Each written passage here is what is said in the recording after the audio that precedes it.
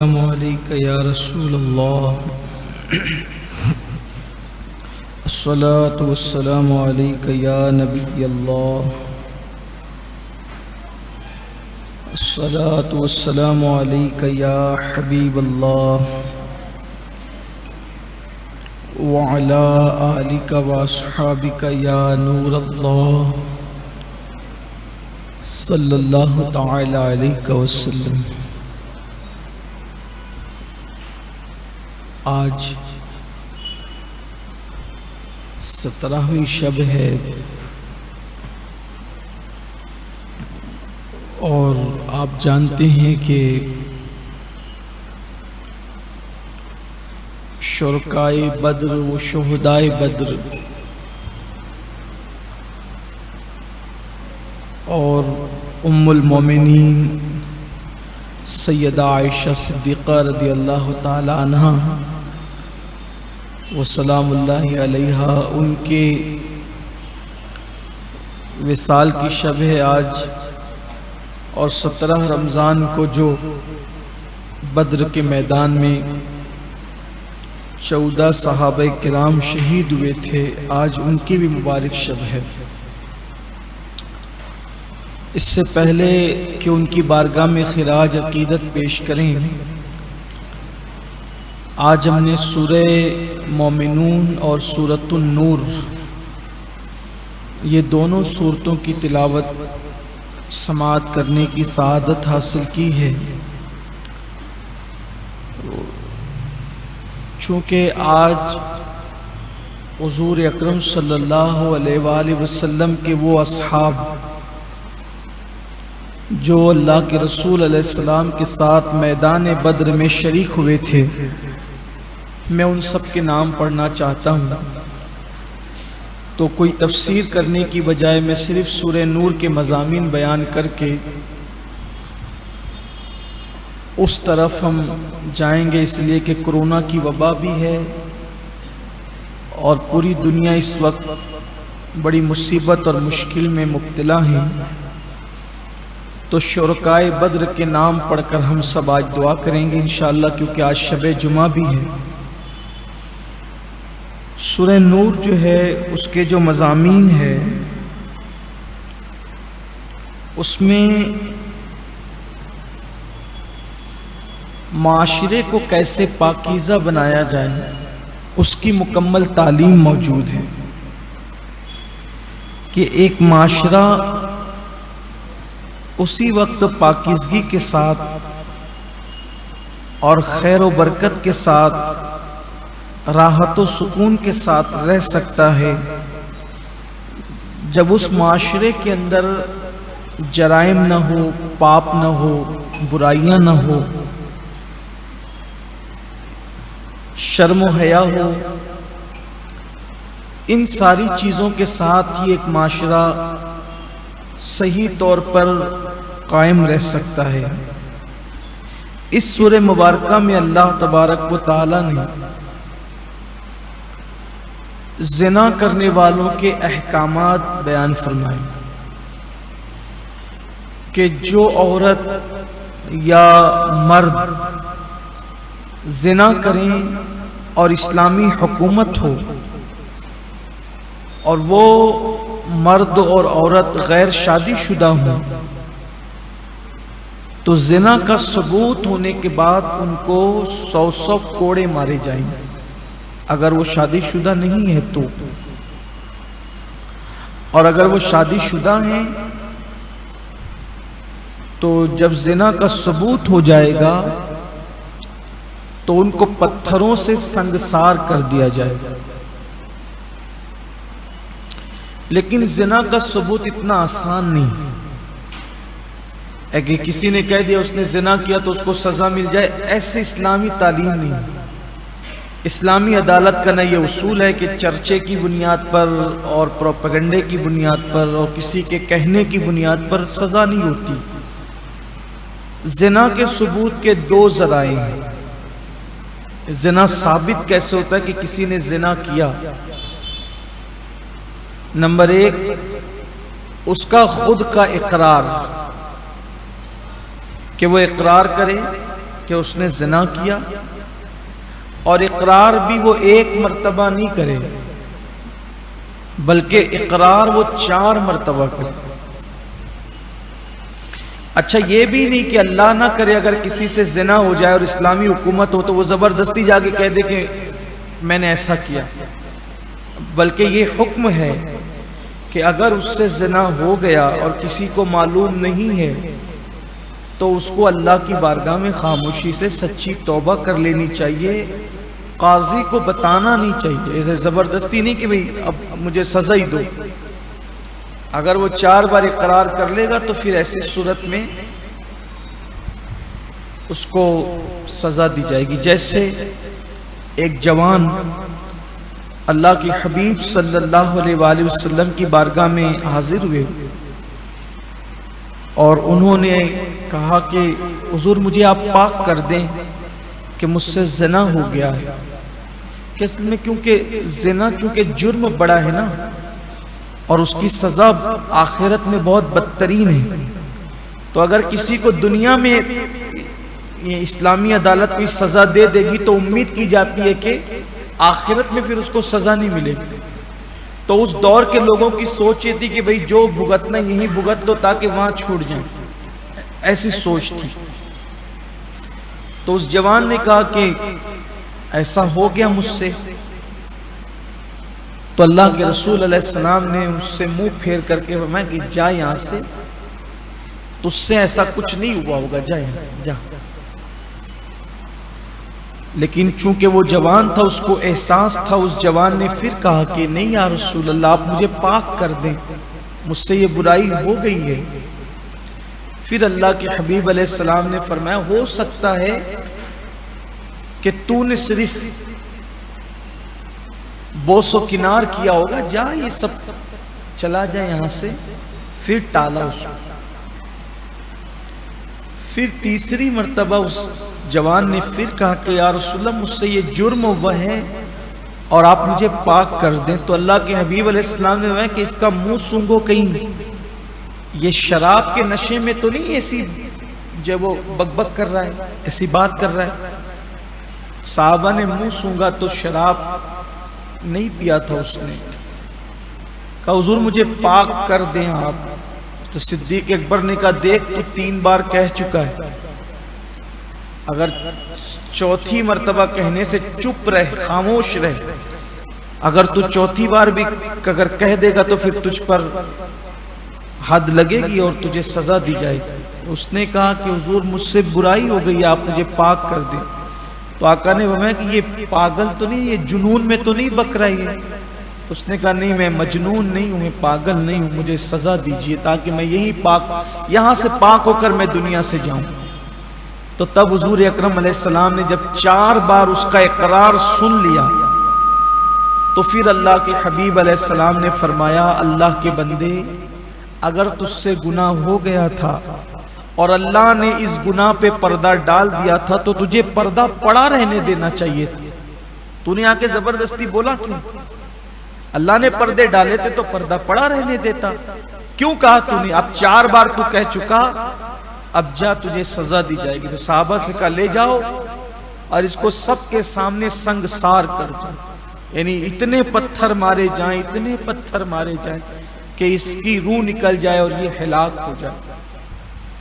دیکھو اگر کوئی کسی کو قتل کرے، کوئی کسی کو قتل کرے تو قتل کا ایک بدل ہے، آلٹرنیٹ اس کا ہے کہ قاتل کے جو ورثہ ہیں، وارثین ہیں، یعنی مقتول کے جس کو قتل کیا گیا، مقتول کے یعنی جس کو قتل کیا گیا ہے اس کے جو ورثہ ہیں، وارثین ہیں، اگر وہ قاتل کو معاف کر دیں تو وہ معاف ہو جائے گا۔ اور دوسرا آپشن یہ ہے کہ اس کی دیت دی جائے، اس کی دیت یعنی اس کے بدلے میں مال جو مقرر ہے شریعت کی طرف سے وہ مال دے دے تو بھی اس سے قصاص یعنی خون کا بدلہ خون نہیں ہوگا، معاف کرنے پر بھی معاف ہو جائے گا اور دیت دے کر بھی معاملہ ختم ہو سکتا ہے۔ لیکن زنا ایسا جرم ہے کہ جس گھر کی لڑکی سے یہ بدکاری کی گئی ہے اگر اس کے گھر والے معاف کرنا چاہیں تو معافی نہیں ہو سکتی، کوئی رقم لینا چاہے تو نہیں ہو سکتی، اس کو سنسار ہی کیا جائے گا۔ اگر وہ شادی شدہ ہے تو اس کو سنسار کیا جائے گا، غیر شادی شدہ ہے تو اس کو کوڑے لگائے جائیں گے۔ اب آپ اس سے اندازہ کریں کہ، اور وہ بھی سب کے سامنے، تاکہ آئندہ کسی بدکار کو یہ کام کرنے کی جرات نہ ہو۔ تو آقا علیہ السلام نے فرمایا کہ جاؤ اس کو سنسار کر دو۔ پھر آگے اور بھی بڑا واقعہ ہے، اس کی طرف نہیں جاتا۔ تو ایک تو اقرار سے ثبوت ہوتا ہے زنا کا، اور دوسرا ثبوت شرعی چاہیے، شرعی ثبوت کی ضرورت ہوتی ہے۔ اب شرعی ثبوت کیسے؟ ہر ثبوت کے لیے 2 گواہ چاہیے، ہر معاملے میں، چاند کا معاملہ ہو، چوری کا معاملہ ہو، دیگر معاملات ہو، وصیت کا معاملہ ہو، 2 گواہ چاہیے۔ لیکن زنا کی گواہی کے لیے 4 گواہ چاہیے، اور 4 گواہ بھی کیسے؟ عاقل ہوں، عقل والے ہوں، بالغ ہوں، اور عادل ہوں، یعنی کہ پابند شرع ہوں، ان کی سچائی اور صداقت میں شک و شبہ بھی نہ ہو، اور 4 ہو۔ اور پھر ایسے نہیں کہ میں نے اس سے سنا اور اس نے اس سے سنا، اس نے یہ کوا کان لے کے والا، ہم نے ایسے دیکھا ہو۔ حدیث پاک میں آتا ہے اس وقت تک ثبوت نہیں دے سکتے وہ لوگ جب تک کہ ایسے نہ دیکھا ہو جیسے سلائی کو سرمے دانی میں دیکھا جاتا ہے۔ دیکھو حدیث کے الفاظ کتنے، کس قدر محتاط اور کس قدر خوبصورت ہے، اس انداز سے کہ جیسے سلائی کو سرمے دانی کے اندر دیکھا جاتا ہے، ایسے نہ دیکھا اس وقت تک وہ گواہی نہیں دے سکتا۔ کہ میں نے دونوں کو ایک ساتھ کھڑے دیکھا تھا، نہیں گواہی دے سکتا۔ میں نے ایک کمرے میں جاتے دیکھا تھا، نہیں گواہی دے سکتا، بلکہ سرمیدانی سلائی کے اندر جیسی ہوگی ویسے۔ اور دوسری، جیسے سوئی کے ناکے میں دھاگا ہوتا ہے نا، جب تک ایسے نہ دیکھا ہو، وہ بھی 4، اور 4 کی بات جب تک ایک نہ پڑے، اگر 4 کی بات الگ الگ پڑے گی تو بھی ثابت نہیں ہوگا، اس کو سنسار نہیں کیا جائے گا۔ اس کا مطلب یہ ہے کہ ثابت ہو ہی نہیں سکتا جلدی سے، بہت آسان نہیں ہے۔ تو ان 2 ثبوت کی بنیاد پر جو ہے وہ سزا دی جاتی ہے زنا کی، ایسے آسانی سے نہیں دی جاتی۔ یعنی سزا جتنی سخت ہے، سزا جتنی سخت ہے، احتیاط بھی اتنا ہی سخت ہے اسلامی عدالت کے اندر۔ پھر اس کے بعد جو ہے وہ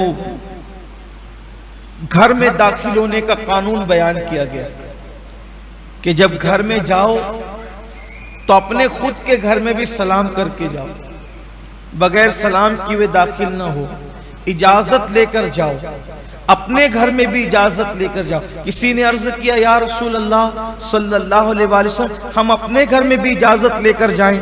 تو آقا علیہ السلام فرماتے ہیں کیا تو اپنی ماں بہن کو ننگی دیکھنا چاہتا ہے؟ اس لیے کہ جب مرد گھر میں نہیں رہتے تو عورتیں پھر اپنے انداز سے رہتی ہیں، تو اپنے گھر میں بھی جاؤ تو سلام کرو زور سے پہلے، اس کے بعد اندر داخل ہوا کرو، تاکہ عورتیں اگر عورتوں میں اپنے انداز سے بیٹھی ہوں لیٹی ہوں تو وہ اٹھ کر کے ان کو پتا ہو جائے کہ گھر میں مرد آ رہا ہے۔ اور جب دوسروں کے گھر میں جاؤ تو سلام کر کے اجازت لو۔ لوگ کیا کرتے ہیں؟ پہلے جھانکتے ہیں پھر سلام کرتے ہیں۔ یہ اسلامی طریقہ نہیں ہے، بلکہ حدیث پاک میں آیا ہے کہ اگر کوئی تمہارے گھر میں جھانکے اور اسلامی حکومت ہو تو اس کی آنکھ پھوڑ دی جائے، اس کو جھانکنے کی اجازت نہیں۔ بلکہ اسی لیے تو جو ہے وہ بلا ضرورت اپنے چھتوں پر نہ چڑھو، حدیث پاک کا مفہوم ہے بلا ضرورت اپنے چھت پر نہ چڑھو، اور اگر چھت پر چڑھو تو نگاہیں نیچی رکھو، تاکہ جن کے مکانات چھوٹے چھوٹے ان کے گھر کے اندر تمہاری نظر نہ پڑ جائے۔ یہ اسلامی احتیاط ہے، اسلامی نظریہ یہ ہے۔ تو دوسروں کے گھر میں جاؤ تو اجازت لو۔ اجازت کا طریقہ یہ ہے کہ ایسی جگہ کھڑے رہو جہاں گھر کے اندر تمہاری نظر نہ جائے، اور بلند آواز سے کہو السلام علیکم۔ اگر جواب آئے اور وہ اجازت دے تو اندر چلے جاؤ، اور اگر اجازت نہ ملے تو پھر دوسری مرتبہ اجازت طلب کرو، اور اگر وہ پھر تیسری بار اجازت طلب کرو۔ 3 بار اجازت طلب کرنے پر بھی اگر وہ نہیں آئے کوئی باہر، یا کوئی اجازت نہ دے تو بغیر کسی تردد کے، ناراض ہوئے بغیر واپس چلے جاؤ۔ اللہ کے رسول صلی اللہ علیہ وآلہ وسلم کی سنت کریمہ یہ تھی، حضور علیہ السلام اگر کسی کے گھر جاتے اور سلام کرتے 3 مرتبہ جواب نہیں آتا تو آپ واپس ہو جاتے۔ آج کل کے گھنٹیاں لگی ہوتی ہے تو گھنٹیاں بجا کر کے سائیڈ میں ہو جائیں، دستک دے کر سائیڈ میں ہو جائے، کیونکہ اگر کوئی خاتون دروازہ کھولے تو بے پردگی نہ ہونے پائے۔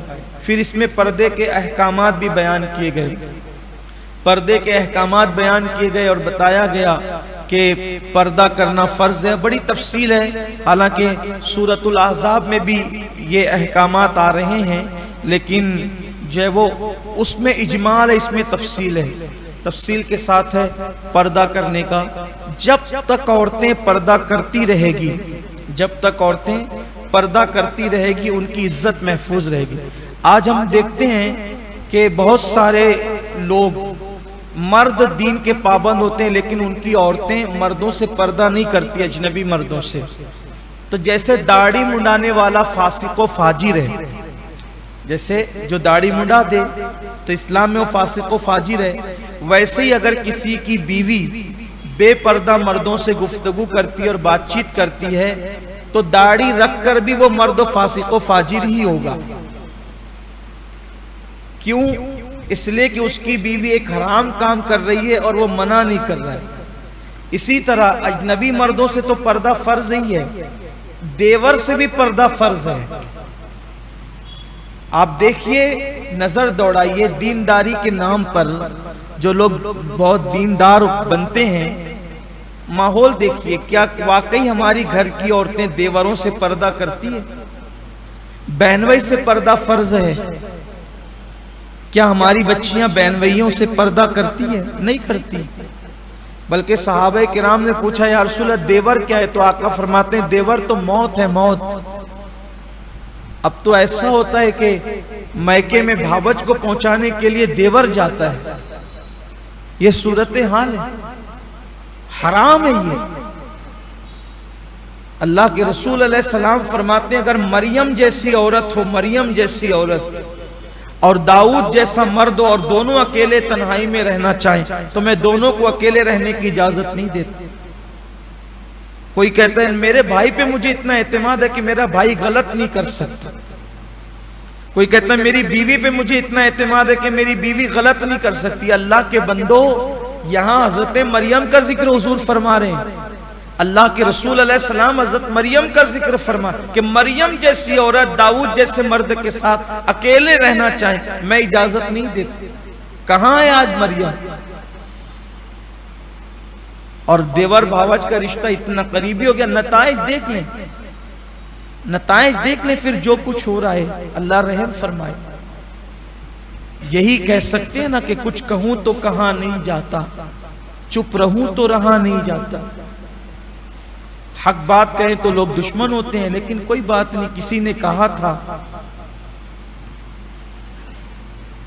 اپنے بھی خفا مجھ پہ ہیں، اپنے بھی خفا مجھ پہ ہیں، بیگانے بھی ہیں ناخوش، میں زیر حلاحل کو کبھی کہہ نہ سکا قند۔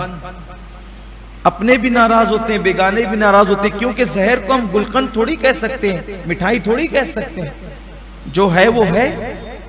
ماحول بنائیے تب ماحول بنے گا۔ سالیاں بہنوئی سے پردہ کرے، دیور سے بھاوج پردہ کرے، کم سے کم اتنا پردہ تو ہونا چاہیے کہ سر کے بال اور کان اور پورا وجود چھپا ہو، اگرچہ چہرے کی ٹکیاں دکھ رہی ہو، حالانکہ وہ بھی چھپ جائے تو اور بہتر ہے، لیکن اگر اتنا نہ ہو سکے تو کم سے کم اتنا تو ہونا چاہیے، اتنا تو ضروری ہے۔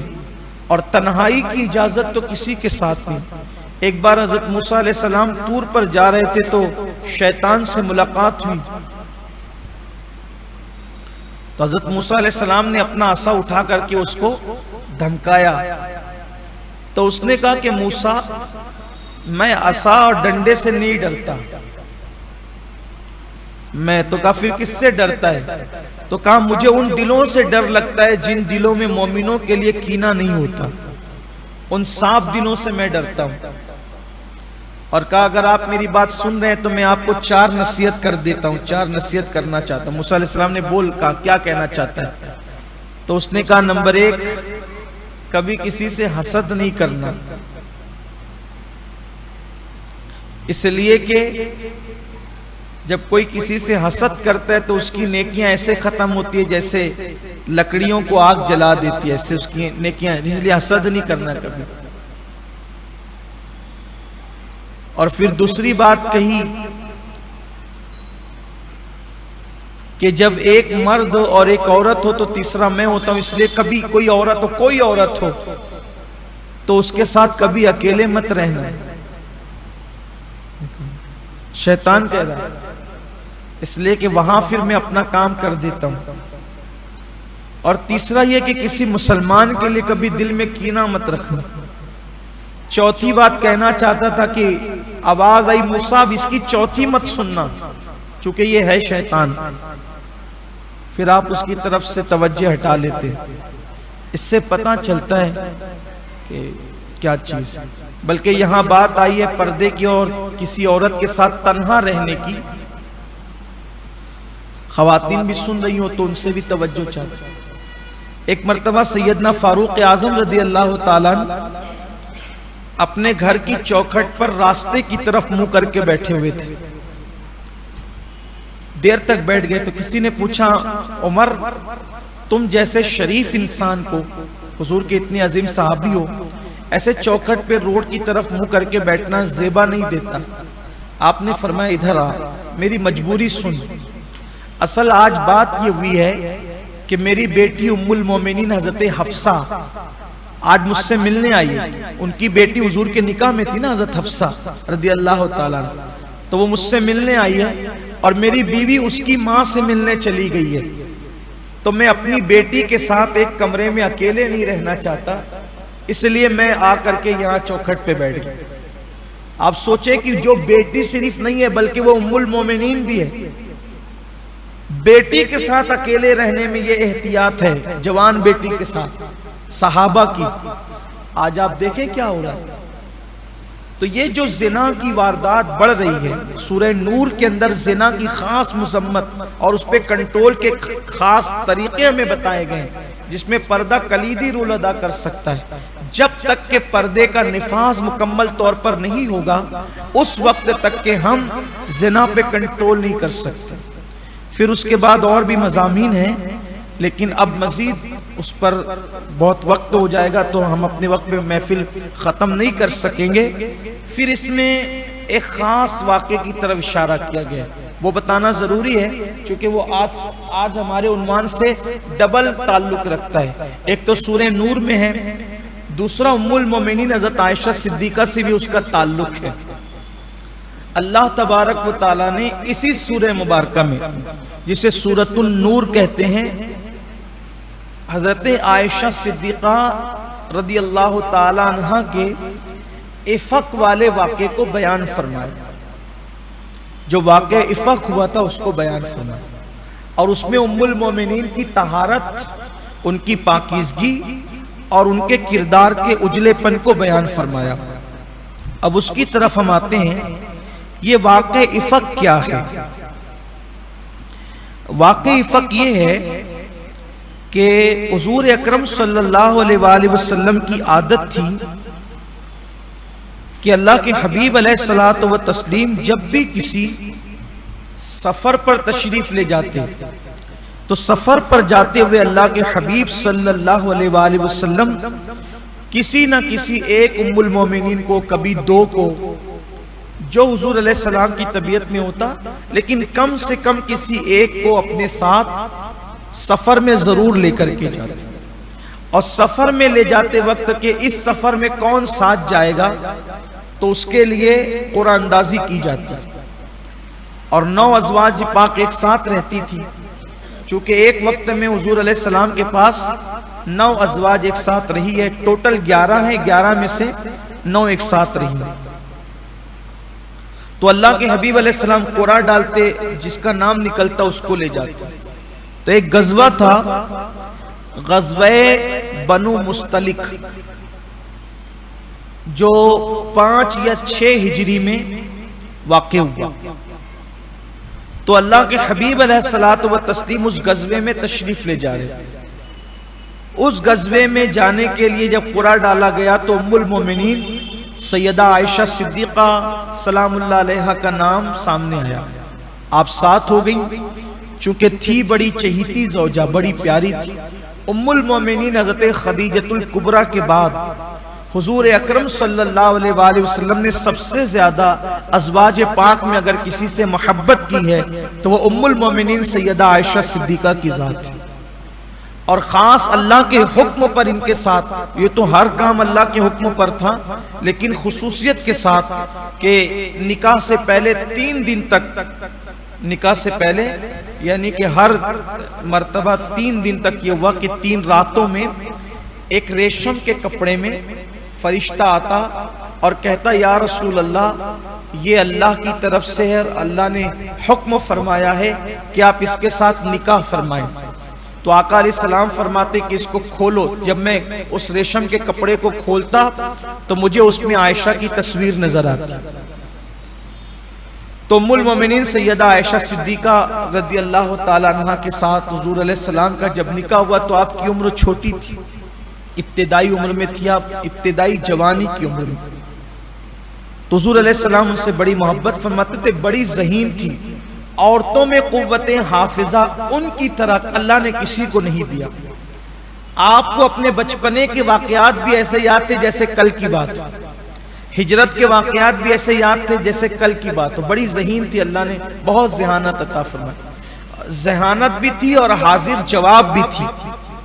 ایسی حاضر جواب کہ حضور علیہ الصلوۃ والتسلیم جو ہے وہ آپ کی حاضر جوابی پر مسکرا پڑتے تھے.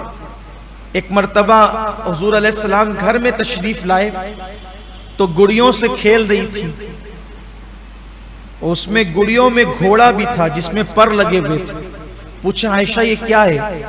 عرض کیا یہ گھوڑا ہے. کہا واہ بھائی گھوڑے کے بھی کوئی پر ہوتے ہیں؟ گھوڑا تو کبھی پر کا ہوتا نہیں، گھوڑے کے پر نہیں ہوتے. تو سر اونچا کر کے کہتی ہے کہ حضرت سلیمان علیہ السلام کا جو گھوڑا تھا اس کے تو پر تھے نا. تو حضور مسکرا پڑے، بہت مسکرائے. حاضر جوابی پر معلومات بھی تھی اس عمر کے اندر. تو ام المومنین ساتھ ہو گئی، لیکن غزوہ بنو مستلق کے اندر منافقین بھی بڑی تعداد میں ساتھ گئے تھے.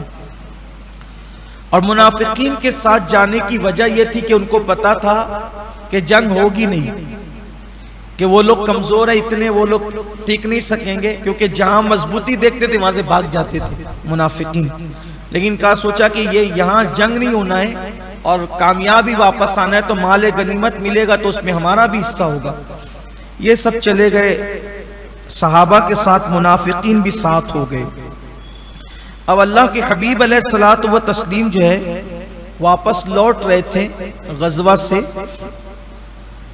تو اللہ کے حبیب صلی اللہ علیہ وآلہ وسلم کی عادت کریمہ تھی کہ آپ پڑاؤ ڈالتے تھے اور پھر حکم ہوتا تھا کہ اب چلا جائے تو لوگ چل پڑتے تھے. خواتین بھی ہوتی تھی اور بھی صحابہ کرام کی خواتین ہوتی تھی ساتھ میں.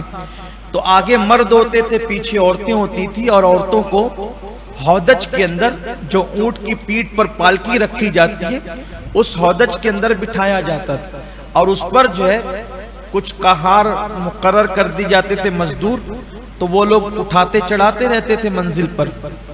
تو چونکہ ام المومنین ان دنوں، جن دنوں کا یہ واقعہ ہے، ان دنوں آپ کی ابتدائی جوانی تھی اور جسم آپ کا جو ہے وہ فربا نہیں تھا، دبلا پتلا جسم تھا آپ کا. اس وقت ہلکا پھلکا جسم تھا آپ کا، جسم پاک. تو جس ہودج میں آپ بیٹھی ہوئی تھی، واپسی میں قافلہ رات کو رکا، اور رات کے آخری پہر میں اللہ کے حبیب علیہ الصلوۃ والتسلیم نے حکم فرمایا کہ ہم یہاں سے اب نکل جائیں گے، سب لوگ نکلنے کی تیاری کرو آخری رات کے حصے میں. تو رات کے آخری حصے میں ام المومنین کو رفع حاجت کا معاملہ تھا، قضاء حاجت کرنا تھا. تو آپ نے اپنے محمل سے نکل کر جو وہ حیا کی وجہ سے دور گئی، اور دور گئی تو رفع حاجت کے لیے جب وہاں سے لوٹی تو دیکھا کہ سب جانے کی تیاری کر رہے ہیں. تو اب آپ جیسے ہی محمل میں تشریف لے گئی ہودج کے اندر، تو آپ نے اپنے گلے پر جیسے ہی ہاتھ رکھا تو آپ کا وہ ہار جو آپ کو رخصتی کے وقت آپ کے والدین کی طرف سے دیا ہوا تھا، اور ایک روایت کے مطابق کہ سفر میں چلتے ہوئے آپ نے وہ ہار حضرت اسماء بنت ابو بکر سے لیا تھا کہ میں سفر میں جا رہی ہوں، تمہارا ہار مجھے پہننے کے لیے دے دو، واپس آؤں گی تو لوٹا دوں. یہ دو روایتیں، ایک تو یہ کہ وہ رخصتی کا ہار تھا، اور دوسرا یہ کہ وہ اپنی بہن کا ہار آپ نے پہننے کے لیے لیا تھا. دونوں صورتوں میں یہ ہار کی اہمیت بڑھ جاتی ہے. اگر اسماء کا ہار تھا تو واپس دینے کا خوف ہے کہ میں تو بہن سے مانگ کر کے لائی ہوں پہننے کے لیے، واپس دینا ہے. اور دوسرا اگر رخصتی کے وقت کا ہار تھا تب تو اس کی اہمیت اور اس اعتبار سے بڑھ جاتی ہے کہ خواتین اکثر وہ چیز جو رخصتی کے وقت والدین کی طرف سے نشانی ملتی ہے اس کو وہ بہت اہمیت دیتی ہے. بہرحال جو بھی ہو، لیکن ہار تھا ان کا. گلے پر ہاتھ گیا تو ہار نہیں تھا. اس سوچ کے ساتھ کہ اگر میں حضور علیہ السلام سے اجازت لیتی ہوں تو کہیں حضور علیہ السلام کی طبیعت ناز پر بات گرا نہ گزرے. تو چونکہ میں گئی تھی جب وہ جنگل میں کھیت میں، اور ابھی لوگ تیاری کر رہے ہیں، جب تک لوگ تیاری کریں گے تو میں اپنا ہار ڈھونڈ لوں گی، تلاش کر لوں گی، کیونکہ لوگوں کو گزرنے میں ابھی وقت ہے، جانے میں ٹائم ہے. تو ادھر یہ ہوا کہ وہ ہار تلاش کرنے گئی. اب کوئی گمشدہ چیز کو ٹائم کتنا لگے اس کی کوئی گارنٹی، ملنے والی چیز ہو تو ایک سیکنڈ میں مل جائے، ورنہ دن بھر نہیں ملتی. آپ لوگ جانتے ہیں کوئی چیز اگر گم ہو جائے دن بھر نہیں ملتی. کبھی کبھی انسان دن بھر تو کیا زندگی بھر نہیں ملتی، مل جائے تو مل جائے. تو اماں جان عائشہ صدیقہ گئیں جہاں آپ نے رفع حاجت کیا تھا اور وہاں ڈھونڈنے لگی. ہار تو مل گیا، لیکن جب آپ واپس تشریف لائیں تو دیکھا کہ قافلہ جا چکا. اس لیے کہ جو محمل اٹھانے اور رکھنے والے تھے آپ کا وزن ہی اتنا نہیں تھا، تو ان کو احساس ہی نہیں ہوا کہ امی جان اس میں ہے یا نہیں ہے، اور انہوں نے اٹھا کر کے اونٹ پہ رکھ دیا اور قافلہ چل گیا. چونکہ اللہ کے حبیب علیہ السلام کی عادت کریمہ یہ بھی تھی کہ اللہ کے رسول علیہ السلام ایک صحابی حضرت سیدنا صفوان رضی اللہ تعالیٰ عنہ کو، یعنی کسی بھی ایک صحابی کو پیچھے چھوڑتے تھے کہ بھئی جب قافلہ روانہ ہو جائے تو تم بعد میں آنا پیچھے چلتے ہوئے، تاکہ گری پڑی چھٹی ہوئی چیزوں کو تم ساتھ لے لینا. تو اس دن غزوہ بنو مستلق کے اندر اللہ کے حبیب علیہ السلام نے حضرت صفوان رضی اللہ تعالیٰ عنہ کو پیچھے چھوڑا تھا کہ تم پیچھے چلو، تاکہ ہم کہیں پڑاؤ کریں گے اور اگر کوئی چیز چھوٹ جائے تو تم اس کو لے کر آنا. ام المومنین نے دیکھا کہ قافلہ چلا گیا تو آپ کو خیال آیا کہ یہ کہیں نہ کہیں فجر کے لیے رکیں گے، نماز کے لیے رکیں گے، یا کسی اور چیز کے لیے رکیں گے، کھانے پینے کے لیے رکیں گے، کسی حاجت کے تحت رکیں گے. ان کو خیال تو آئے گا کہ میں نہیں ہوں، جب مجھے نہیں پائیں گے تو وہ یہاں تلاش کرتے ہوئے مجھے آئیں گے. اس میں آپ نے کیا کیا، چادر ڈالی اور ایک درخت سے ٹیک لگا کر آپ بیٹھ گئے. بیٹھے ہوئے آپ کو آنکھ لگی تو چونکہ پردہ کے حکم کے نازل ہونے سے پہلے، جب پردے کا حکم نازل نہیں ہوا تھا اس سے پہلے ام المومنین حضرت عائشہ صدیقہ رضی اللہ تعالیٰ عنہ اور بہت ساری خواتین کو بہت سارے صحابہ نے دیکھا تھا. اصل میں یہ بہت بہادر بھی تھی. جب جنگ احد میں کے وقت پردے کے احکامات نازل نہیں ہوئے تھے، جنگ احد کے ٹائم، تو پتہ چلا کہ حضور علیہ السلام کو شہید کر دیا گیا. تو سیدہ عائشہ، سیدہ فاطمہ، ام ایمن، یہ تینوں خواتین مدینہ منورہ سے وہاں پہنچی احد کے میدان میں، یہ تینوں. اور وہاں جا کر کے جبکہ مرد لوگ سب جنگ میں مصروف تھے، حضور علیہ السلام زخمی تھے، حضور علیہ السلام کے پاس کوئی نہیں تھا، تو یہ پہنچی وہاں تینوں. اور تینوں پہنچ کر کے دشمن کے نرگے سے گزر کر کے حضور علیہ السلام کے زخموں کو دھویا، پٹی لگانے لگی اور جو ہے وہ یہ سب کام کرنے لگی۔ تو جب صحابہ نے دیکھا کہ یہ تو خواتین تو حضور علیہ السلام کے گھر کی ہیں، تو یہ یہاں کیا کر رہی ہیں یہ، تو تب وہ ادھر متوجہ ہوئے تو پتہ چلا کہ اللہ کے رسول یہاں موجود ہیں۔ یعنی اتنی بہادری ان خواتین کے اندر تھی، یعنی کہ ہمارے گھر کی عورتوں کی طرح وہ چوہے اور بلی سے نہیں ڈرتی تھی۔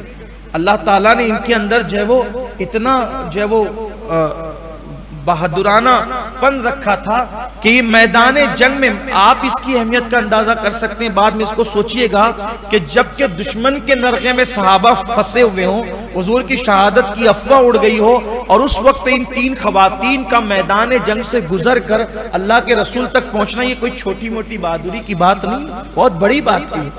تو اس وقت میں بتانا یہ چاہتا ہوں کہ پردے کے احکامات نازل نہیں ہوئے تھے، تو چند خواتین کو صحابہ کرام نے دیکھا تھا۔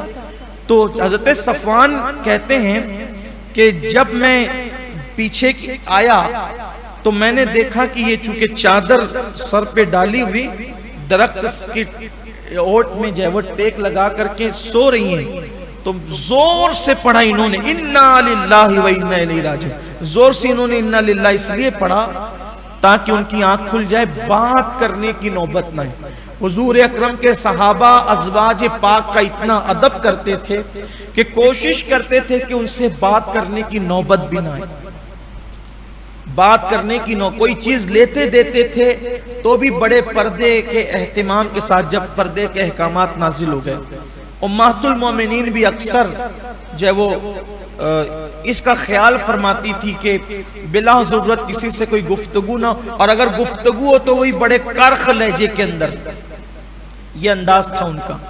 تو انہوں نے انا للہ زور سے پڑھی، جب انا للہ پڑھی تو ان کی آنکھ کھل گئی۔ میں نے اپنے چہرے پہ پردہ، ام المومنین فرماتی میں نے اپنے چہرے پہ پردہ ڈال دیا، چادر ڈال دی، تو میں نے دیکھا کہ صفوان نے اونٹ بٹھا دیا اپنا اور دور ہٹ گئے، اور دور ہٹنے کے بعد پھر میں آئی اور اس پر بیٹھ گئی۔ پھر وہ آئے اور انہوں نے نکیل پکڑی اور اونٹ کو چلانا شروع کیا۔ ام المومنین کہتی ہے فجر سے یہ سفر شروع ہوتا ہے، صبح سے، اور دوپہر تک یہ سفر جاری رہتا ہے۔ اس درمیان میں اگر ہم احتیاطاً کچھ گھنٹے بھی گن لے تو کم سے کم 6 گھنٹے کا 7 گھنٹے کا وہ سفر ہوتا ہے۔ اس میں نہ صفوان نے مجھ سے کوئی گفتگو کی، نہ میں نے ان سے کوئی گفتگو کی۔ اور جب دوپہر کا ان وقت تھا تو حضور کے قافلے سے مجھے صفوان نے ملا دیا۔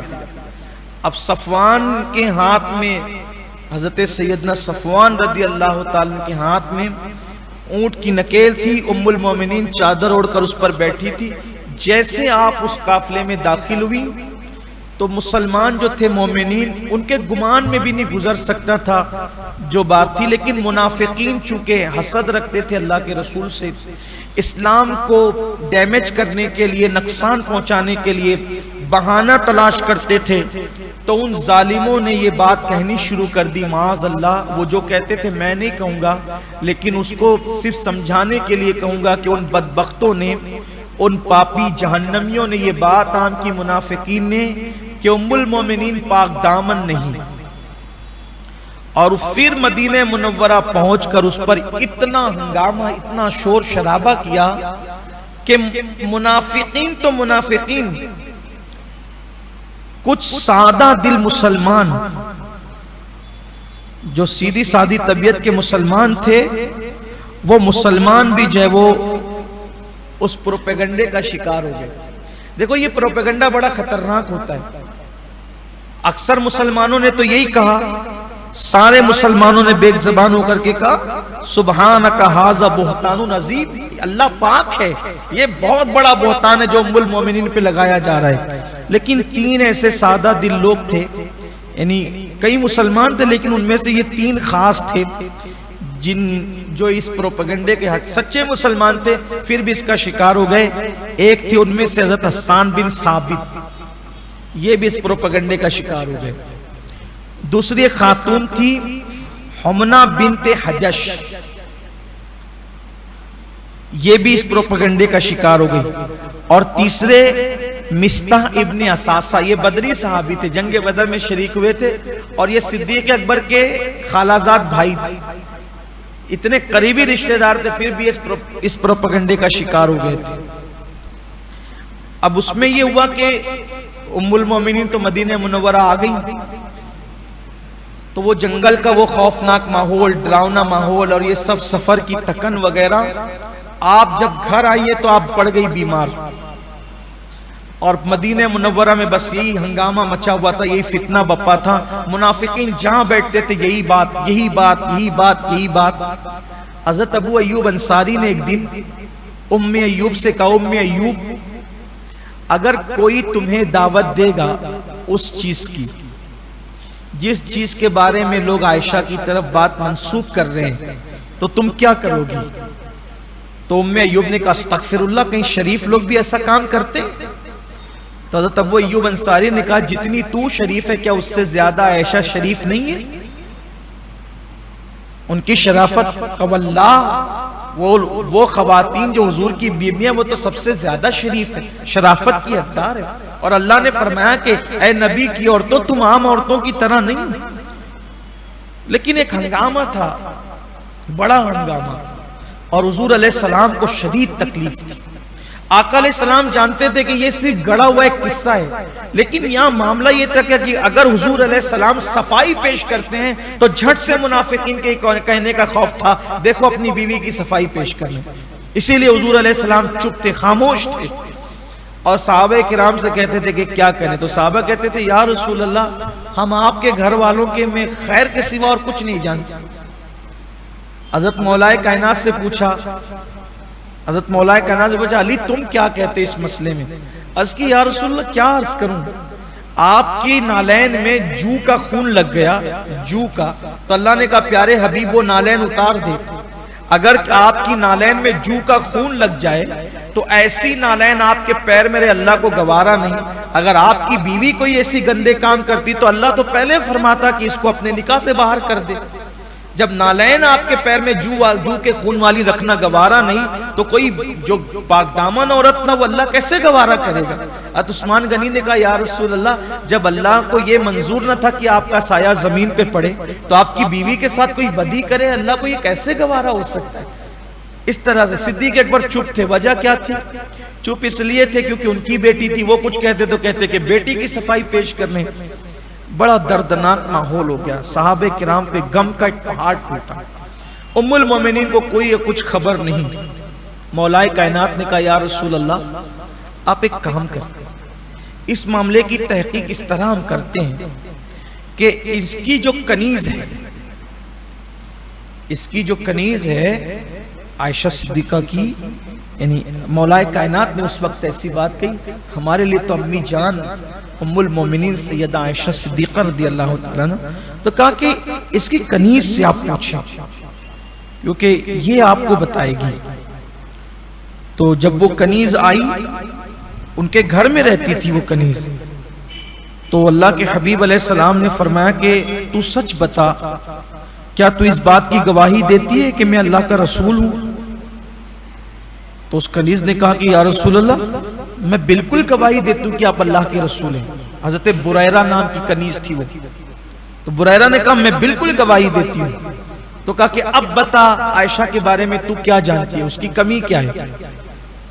تو وہ بریرہ کہتی ہے اللہ کی عزت کی قسم جس نے آپ کو اللہ کا نبی بنا کر بھیجا ہے، عائشہ میں نے کوئی برائی اور کوئی عیب نہیں دیکھا سوائے ایک عیب کے، اس کا ایک ہی عیب میں جانتی ہوں، باقی کوئی عیب نہیں مجھے پتا۔ اس کا عیب اتنا ہے کہ وہ کھانا پکانے کے لیے جب آٹا گونتی ہے تو اتنی بھولی بھالی ہے کہ وہ آٹا گون کر کے ویسے ہی روٹی پکائے بغیر آٹا چھوڑ کر کے نیند آتی ہے تو سو جاتی ہے، وہ آٹا چھوڑ دیتی ہے سو جاتی ہے، اور آ کر کے بکری کے بچے اس کا آٹا کھا جاتے ہیں۔ یہی اس کے اندر ایک عیب ہے، اس کے سوا میں کوئی عیب نہیں جانتی۔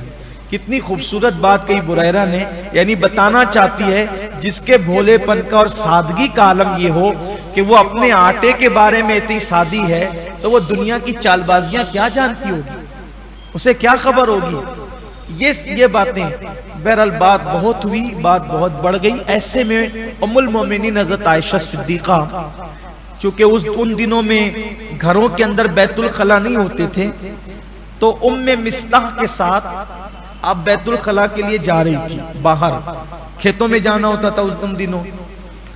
تو عورتیں جب بیت الخلا کے لیے ایک ساتھ مل کے جاتی، فطرت ہے عورتوں کی، عادت ہے، جب وہ بیت الخلا کے لیے جاتی ہیں تو ایک دوسرے سے دل کی باتیں کرتی ہے. تو چلتے چلتے رستے میں ام مصطح کا پیر پھسل گیا. تو جیسے پیر پھسلا تو ام مصطح نے کہا اللہ مصطح کو ہلاک کرے. ام مصطح کہتی ہے اللہ مصطح کو ہلاک، بد دعا دی. تو امی جان عائشہ صدیقہ نے کہا تم بدری صحابی کو بد دعا دیتی ہو؟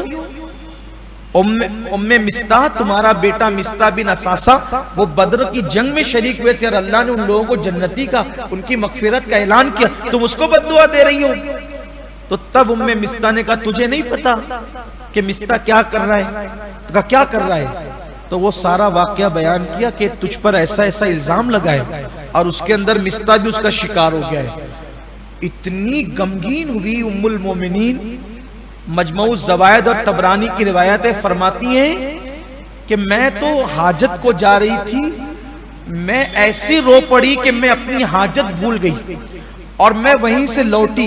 راستے میرے دل میں خیال آیا اتنا بڑا الزام اور بہتان مجھ پہ لگ گیا، چلو کسی کنویں میں جا کر کے اپنے آپ کو گرا دیتے ہیں، کسی کنویں میں اپنے آپ کو گرا دیتے ہیں اور جان دے دیتے ہیں، اتنا بڑا الزام لگ گیا اپنے آپ پہ.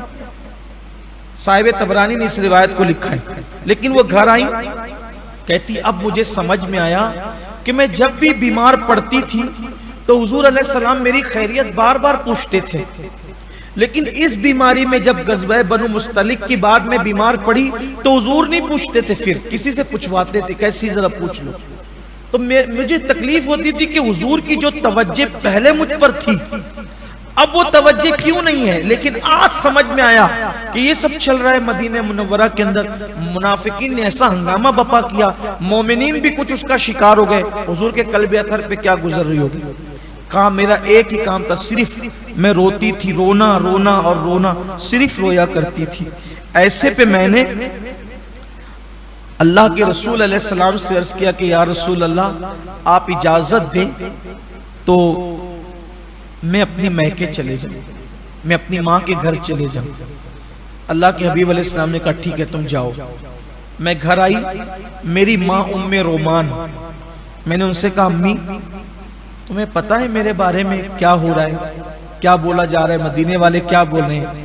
ہاں بیٹا پتا ہے.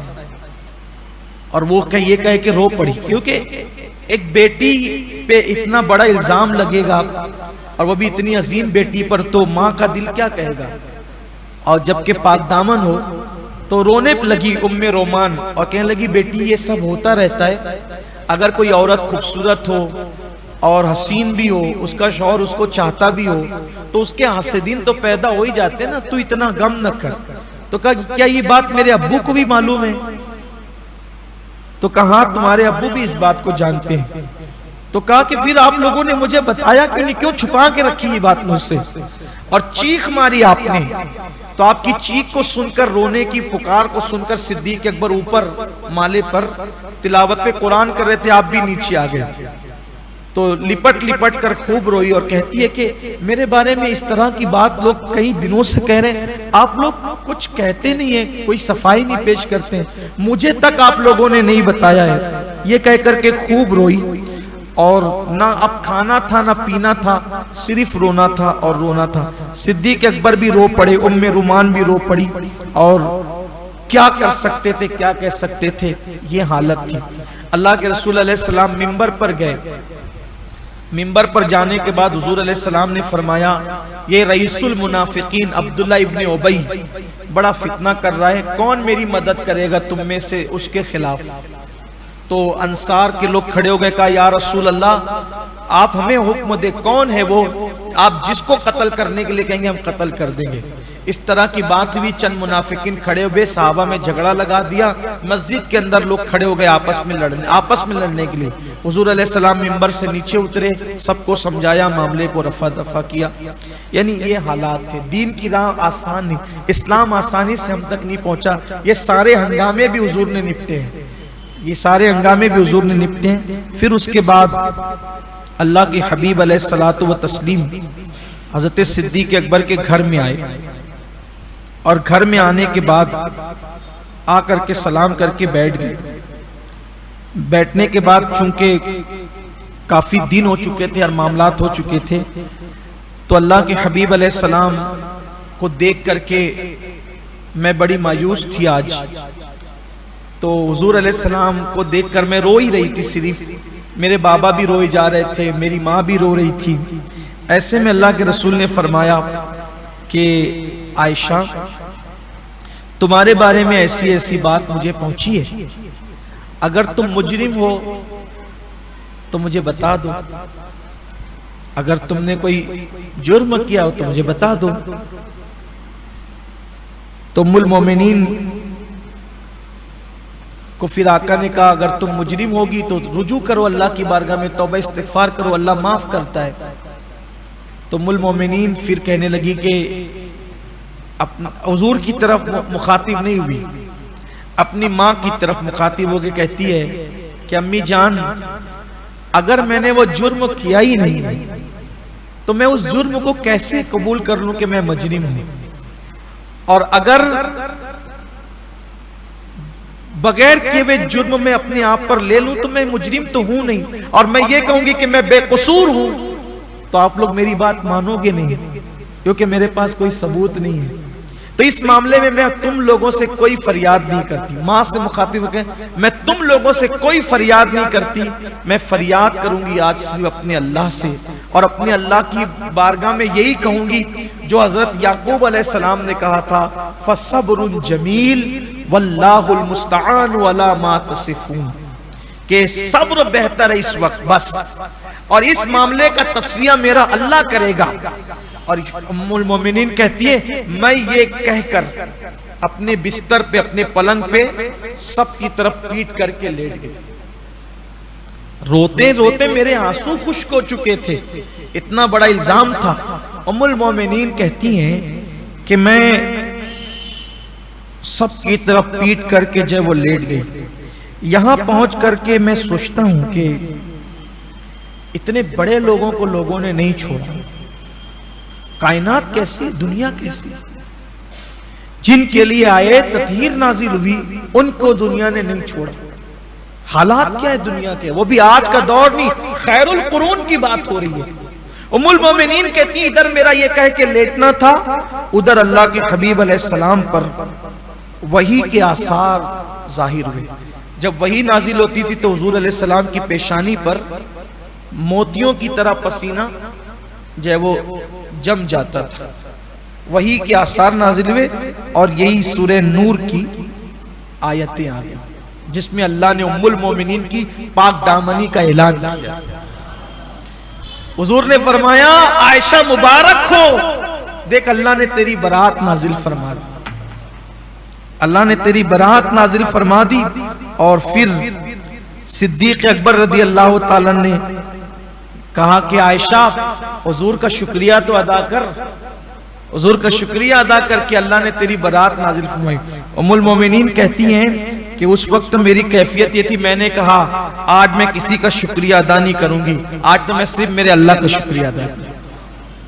ام المومنین کہتی ہے کہ مجھے یہ امید نہیں تھی، کہ مجھے تو بس ایسا لگتا تھا کہ اللہ وحی نازل کر کے اپنے محبوب کو بتا دے گا کہ عائشہ بے قصور ہے، مجھے یہ امید نہیں تھی کہ میری شان میں قرآن میں آیت نازل ہوگی۔ ایک وہی تو وہ بھی ہو سکتی تھی نا کہ محبوب یہ بے قصور ہے، لیکن نہیں، اللہ نے قرآن میں آیت نازل فرمائی، اور عائشہ اما عائشہ صدیقہ کی شان بیان کی گئی کہ عائشہ صدیقہ کیسی پاک دامن، با طہارت اور با عصمت اور شان والی خاتون ہے۔ یہ ہے، اب یہاں پر ایک بات میں کہہ کے اپنی گفتگو اس حوالے سے مکمل کرتا ہوں، یہ شان بھی میرے نبی کی کیا شان ہے کہ حضرت مریم پر بھی زنا کا الزام لگا تو اللہ نے انہی کے بیٹے عیسیٰ علیہ السلام کے ذریعے سے اس الزام کو ختم کرا دیا کہ عیسیٰ علیہ السلام نے پالنے سے کہا، جھولے سے کہا میری ماں پاک دامن ہے، ٹھیک، الزام ختم ہو گیا۔ یوسف علیہ السلام پہ بھی الزام لگا کہ معاذ اللہ یوسف علیہ السلام نے ایسا کیا، تو اللہ نے کیا کیا، 40 دن کے بچے سے جھولے سے کہلوا دیا کہ یوسف پاک دامن ہے۔ اور میرے نبی کی زوجہ پر بھی الزام لگا، اللہ کسی جھولے کے بچے سے کہلوا سکتا تھا لیکن اوروں پہ الزام لگا تو جھولے والوں سے کہلوا دیا، یہ بھی بڑی بات تھی، لیکن محبوب کی زوجہ پہ الزام لگا، دوسروں سے نہیں کہلوایا، خود کہہ کے بتا دیا کہ محبوب کی اہلیہ پاک دامن۔ اس سے محبوب کی عظمت سمجھ میں آتی کہ اللہ خود جن کی طہارت کی اور پاکیزگی کی گواہی دے۔ یہ ہے ام المومنین حضرت عائشہ صدیقہ رضی اللہ تعالیٰ عنہ کی شان، کہ ان کی شان میں اللہ نے سورہ نور نازل فرمایا۔ اس کو امام اہل سنت کہتے ہیں شمع دل مشکات تن، سینہ زجاجہ نور کا، تیری صورت کے لیے آیا ہے سورہ نور کا۔ اللہ ان کی برکات ہمیں نصیب فرمائے، ام المومنین کی خیرات نصیب فرمائے، ان کا صدقہ عطا فرمائے۔ اللہ ہم سب کی اس محفل کو قبول فرمائے۔ اللہم صلی علی سیدنا مولانا محمد وعلی آل سیدنا مولانا محمد صلاۃ تنجینا بها من جمیع الاحوال والآفات وتقضی لنا بها جمیع الحاجات وتطہرنا بها من جمیع السیئات وترفعنا بها عندک اعلی الدرجات وتبلغنا بها اقصى الغایات من جمیع الخیرات فی الحیاة وبعد الممات انک علی کل شیء قدیر۔ یا اللہ ان اصحاب بدر کے وسیلے سے مجھے اور ہم سب کو اپنی حفاظت میں کر دے، جس کا قصد نہیں کیا جا سکتا اپنے اس جوار پڑوس میں کر دے جو بالقصد حاصل نہیں کی جا سکتی، اور جہاں ظلم نہیں ہوتا، اور اپنی حفاظت میں کر دے جو کسی کو نہیں ملتی، اور اپنی طرف عمدہ ستر پوشی فرما جس کی حد تک نہیں ہوتی، اور اپنی طرف بلند محفوظ قلعہ عطا فرما اور محفوظ ودیت کی جگہ عطا فرما جسے تو ضائع نہیں فرماتا، اور مجھے اپنی حفاظت و عنایت کے پردے میں رکھ دے، مجھے اپنی حفاظت و نگرانی عطا فرما۔ موت کے وقت مولا ہمیں اپنی عنایتیں نصیب فرما، اور اپنی عظمت کے نور کے ساتھ ظالموں و فاجروں سے میرا پردہ کر دے مولا۔ ہر برے کلمات بولنے والی زبان سے اور ہر تیر سے جو تکلیف کا ارادہ کرنے والا ہو مجھے دور کر دے، اور اس آنکھ کو اندھا فرما دے جو مجھ سے حسد کرے۔ یا اللہ اس آنکھ کو اندھا فرما دے جو مجھے حسد دیکھنے والی ہو، اور ہر دل کو جو میری دشمنی میں دھڑکنے والا ہو، اور جو مجھ پر غلبے کا ارادہ کرے اسے ایسا مغلوب فرما دے جو اسے راحت اور سکون سے روک دے، اور وسیع زمین اس پر تو تنگ کر دے، اور وسیع راستے اس کے لیے بند کر دے۔ مجھے ہر ایذا دینے والے کو بربادی، مجھے ہر ایذا دینے والے کو بردباری اور لطف اور مہلت کے دائرے سے نکال دے، اور میرے دشمن کے ہاتھوں میں توق ڈال دے، اور ان کے دلوں کو گرا دے دے، اور ان کی آرزویں جو ہمارے خلاف کرتے ہیں پوری نہ فرما، اور یہ کہ تو ہمیں حد سے تجاوز کرنے والوں میں اور ہماری تکلیف پر خوش ہونے والوں سے بچا، اور یہ کہ ہر وہ چیز جو مجھ سے ضائع یا گم ہو جائے تو اس کے لیے میرا بدل عوض بن جا، اور یہ کہ تو مجھے مسلسل فتنوں کے شر اور تکالیف اور آزمائشوں سے محفوظ فرما، اور یہ کہ تو میرے دل کو حسد، کینے اور تکبر سے بچا لے، اور یہ کہ تو میرے گرد نواز سے برائیاں دور فرما دے، اور یہ کہ تو دونوں جہان میں میرے تمام جائز مقاصد کو پورا فرما دے، اور یہ کہ تو دونوں جہان میں ہمارے تمام جائز مقاصد کو پورا فرما دے، اور یہ کہ تو دونوں جہان میں ہمارے تمام جائز مقاصد کو پورا فرما دے، اور فیصلوں کی سختیاں اور پوشیدہ مصائب کے وقت تو مجھے اپنی خفیہ مہربانیوں میں ڈھانپ لے، اور یہ کہ تمام انقلاب و طریقے میں میرے دن و رات، میرے سفر و حضر، میری حرکت و قرار میں، میرے ظاہر و باطن میں تو مجھے اپنی معنوی معیت اور رفاقت عطا فرما۔ اے اللہ میں تجھ سے سوال کرتا ہوں کہ تو اس معافی کا جوہر جو ہر جرم و نافرمانی کرنے والے کو شامل ہے، اور سوال کرتا ہوں تیری بھلائی کا جو نیک و فاجر دونوں کو شامل ہے، اور تیری جانب سے مخلوق کو ملنے والی، اور یہ کہ اپنے غیر سے میری مدد فرما۔ اللہ تعالی ہم سب کی تمام دعاؤں کو منظور و مقبول فرمائے، اور اللہ جس کے دل میں جتنی مرادیں تمنائیں ہیں اہل بدر کے صدقے میں اللہ سب کی مرادیں پوری فرما، بالخصوص شہدائے بدر کا واسطہ مولا ہماری دنیاوی اور اخروی تمام حاجتوں کو پورا فرما دے۔ یا رب بالمصطفیٰ بلغ مقاصدنا واغفر لنا ما مدى یا واسع الکرم، ان اللہ وملائکتہ یصلون علی النبی یا ایھا الذین آمنوا صلوا علیہ وسلموا تسلیما۔